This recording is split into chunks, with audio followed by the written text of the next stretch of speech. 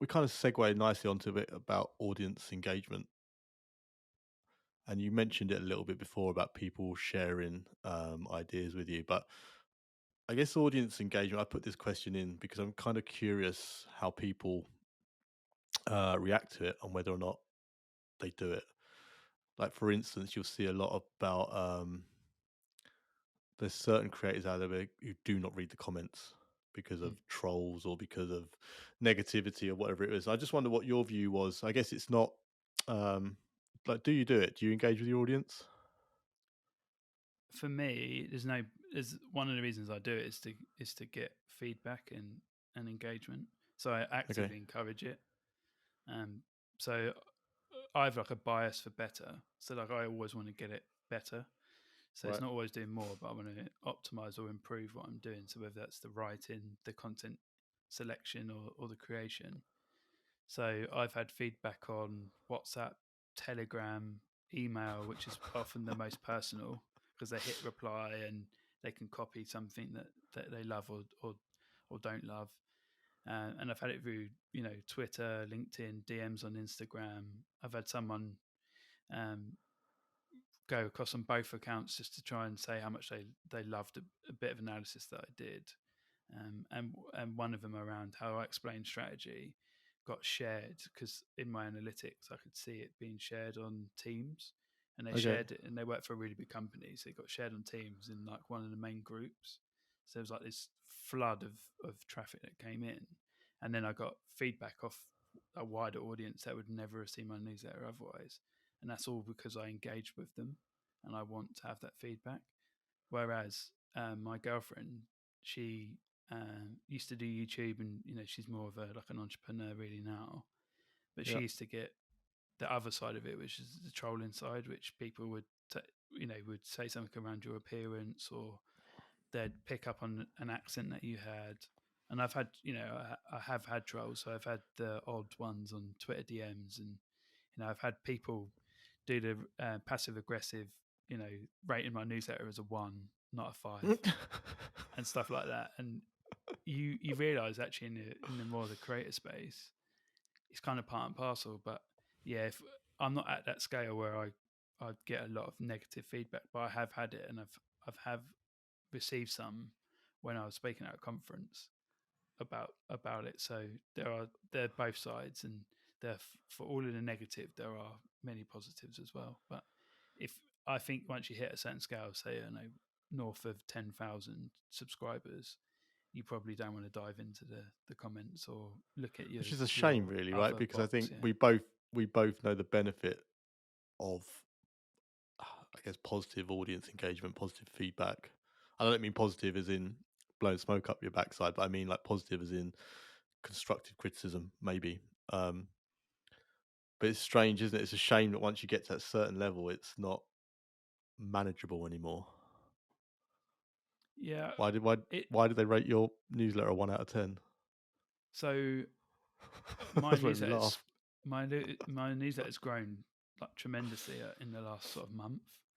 The Must Reads newsletter, Okay, and it's been recommended by other newsletters. So people come in, and then it's the first is that interaction they've had with the organically? newsletter. Yeah, I don't know whether it's organically or because of how Beehive are taking on their recommendation engine.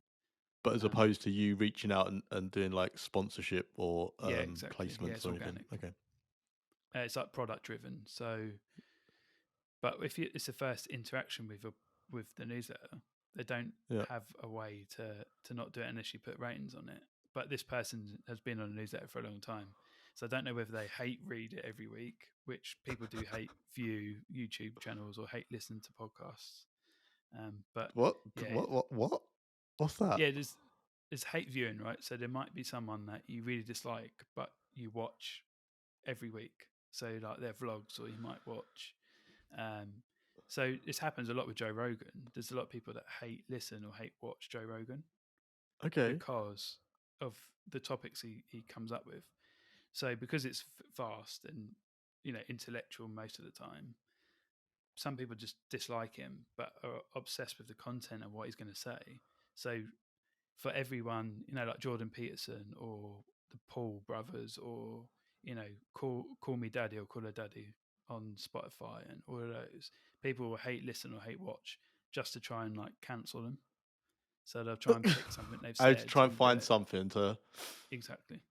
But this also happens now, right? Is you subscribe to something, and it's so easy now to make a mistake, and that's something one of the tips I was going to give is you're going to make a mistake, you're going to say Yeah. something or spell something wrong, and someone's going to take it offensively. So it's up to you really as the creator to take that on board and take the good with the bad, or use it as as whether you want to use it or delete it or use it as fuel for the next newsletter or video that you create.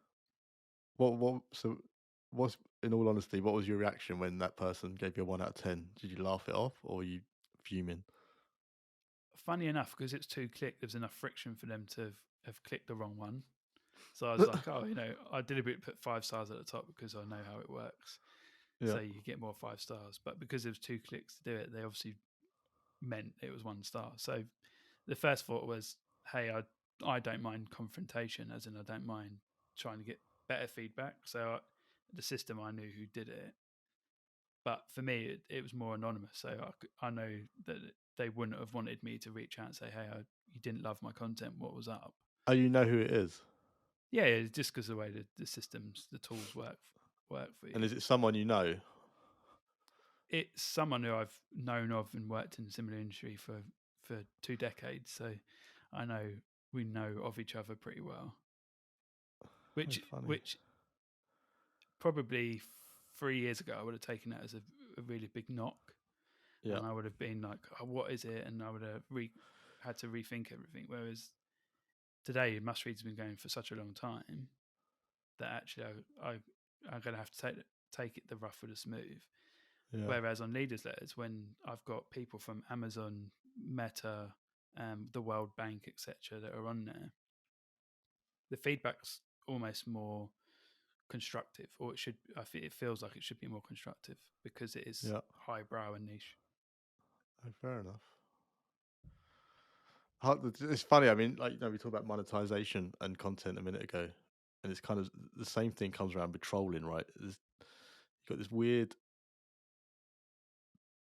section of society that thinks that content should be free, and not only should it be free, but you can say whatever the hell you want anonymously with no kind of recourse, or it's kind of strange, like because content creation is such a big industry these days, but there's not many industries where you get away with those two things. It's funny. 1 out of 10. Oh, shouldn't laugh really.